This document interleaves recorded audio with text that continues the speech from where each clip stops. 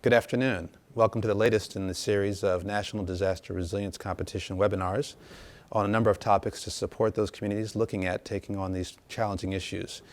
I'm here today to talk to you about 10 things that the Sustainable Communities Initiative taught us about resilience.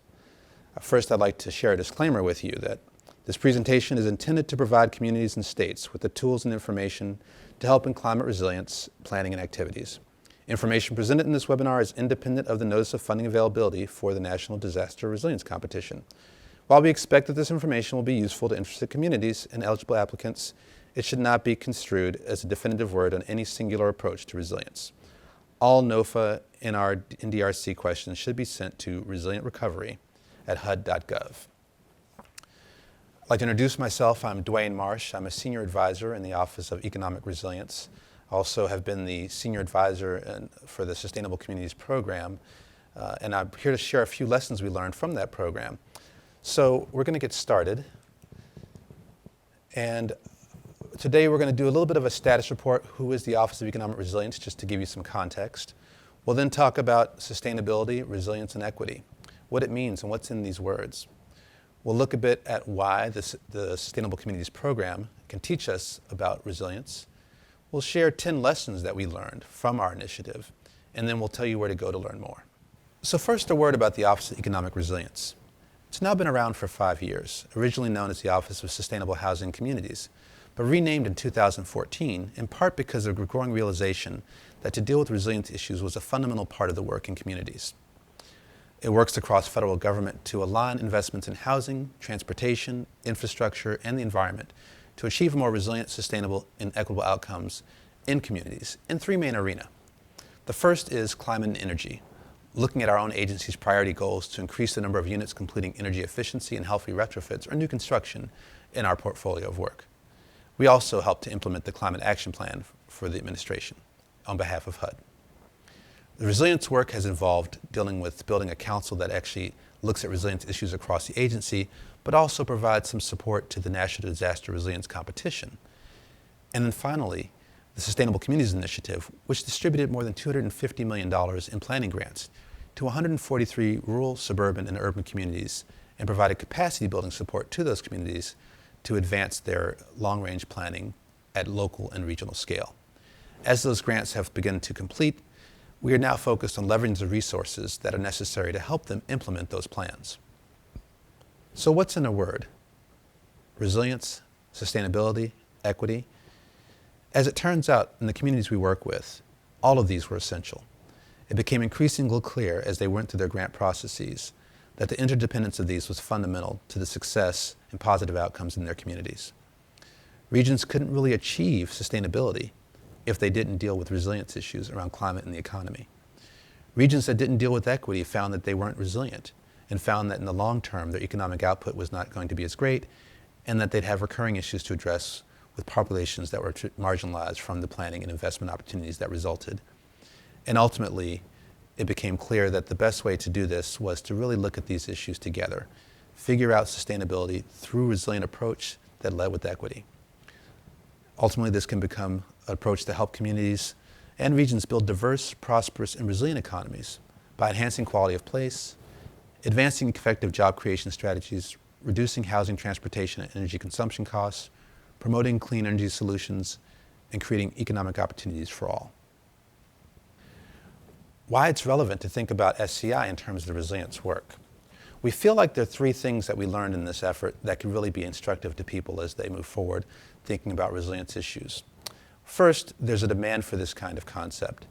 Many communities try to lead the practice and advance their practice in the work in this arena. Demand for the grant program showed us that communities were embracing sustainable development approaches. Further, there's widespread interest across the political spectrum at the local level for these kinds of solutions. Sustainability work provided a framework for action. Our grant program had a conception of ways to approach the intersection of places, of geographic scope, looking at regional cooperation. These were things that people found quite helpful. And as we prepare for scenarios, look at economic and climate issues as fundamental forces in communities, this approach has been really quite useful, and we'll talk about some of those examples soon. And then the diversity of approach. We had 143 grantees and probably 144 different ways of thinking about how to approach the issues. The range of urban, suburban, and rural frontier places that were engaged basically means that there were lessons learned for everyone in this work that could be shared. And as a consequence of the work in the grant program, there were hundreds of products and tactics that were created, many of which could be helpful. So whether you're looking at the competition, an ally of this process, just curious, or trying to think about how to deal with resilience issues in your community, we feel like there's something here for you to learn today. So we're going to share a series of lessons, and each of those will feature an example, but know that behind this particular example, there are many more we could share as well. And at the end, I'll tell you some of the ways you could find some of those examples online to look at your own work and compare and look for opportunities to employ that in what you do. One of the lessons we learned is that planning for resilience is no longer a luxury. Communities face increasing economic stresses. Climate events are now more frequent and more pronounced than ever. And we've learned that jurisdictions that are unprepared for economic and disaster shocks are less competitive regionally and globally.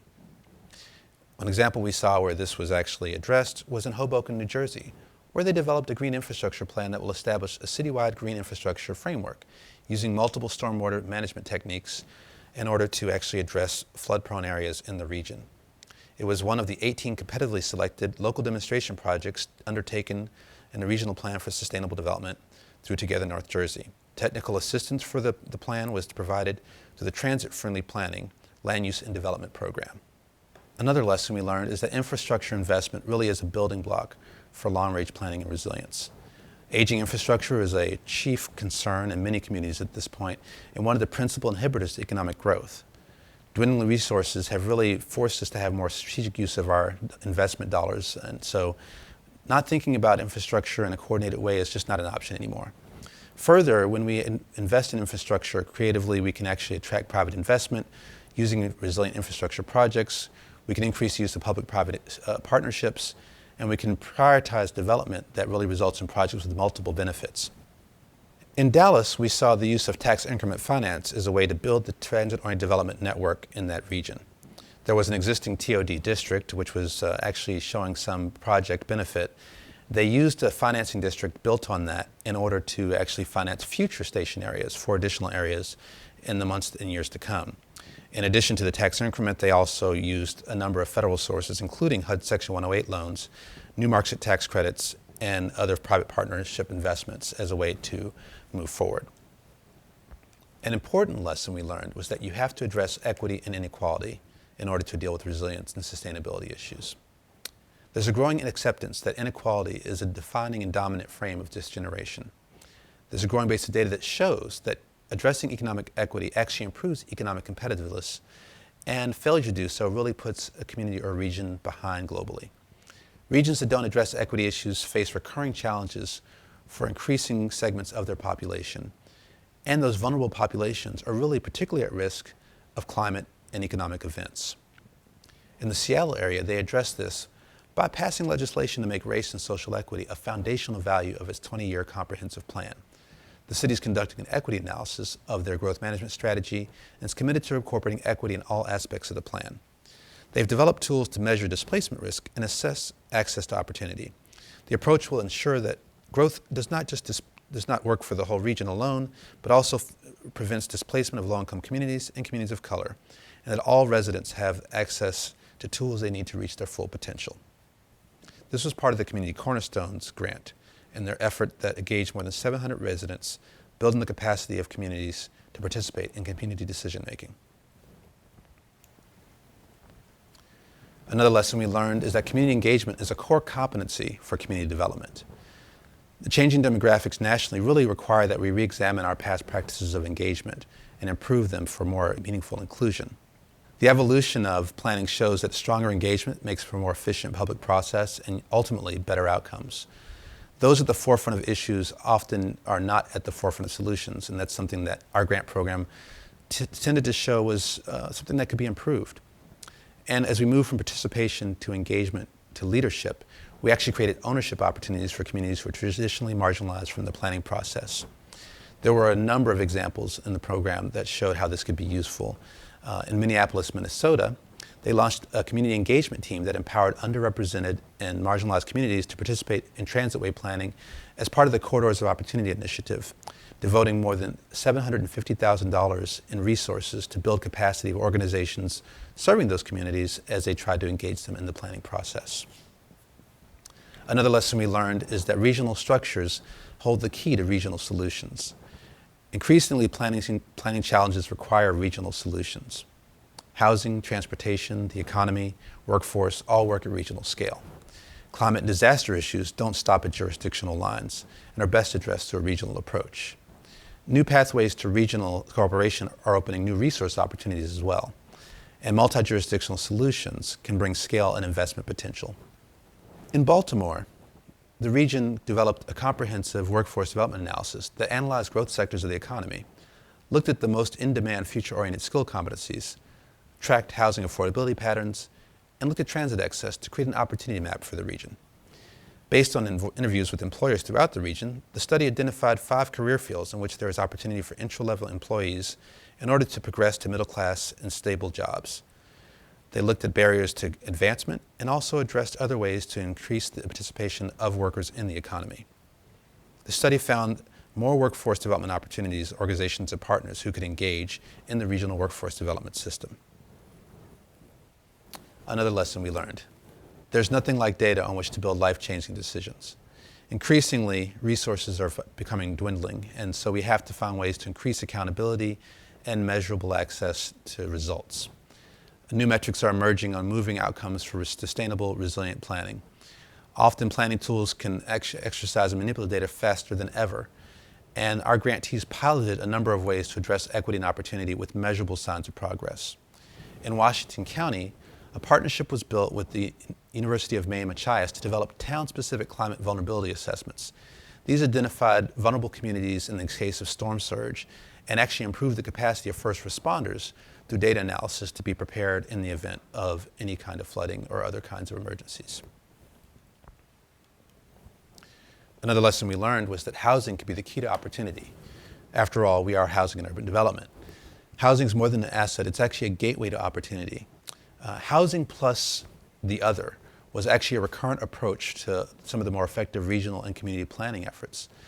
By reviving the housing market, people actually used that as an economic engine to address personal, neighborhood, and regional outcomes. Further, we learned from the cautionary tales of previous generations. From redlining to displacement and gentrification, a lot of strategies were built that could actually deal with these issues. In Sacramento, California, the community initiated a TOD loan fund program to catalyze the creation and preservation of affordable housing and community facilities near transit, developing models of high-quality, mixed-income units to stabilize housing and catalyze economic development. The capital structured in this program would take 2 parts, one that is a grant pool and another that would be used as an equity-like loan product. The latter would potentially be lent to developers as a mid-level level of interest, but otherwise take risk along with the developer as they move forward. Another lesson we learned is that by combining people, place, and planning, we can create a potent pathway to resilience. The grantees in the SCI program brought the disciplines of land use, investment, community, and human development together to realize real changes in communities. From dealing with engagement to considering the outcomes for vulnerable populations, communities built on the practice of the people dimension of planning. By blending people and place considerations, we create new possibilities to think about resilience. At Buffalo, New York, the grantee partnered with the University of Buffalo School of Architecture and Planning to launch the Citizen Planning School, a free learning program designed to provide residents with capacity and tools to increase their community resilience and ultimately improve the region at large.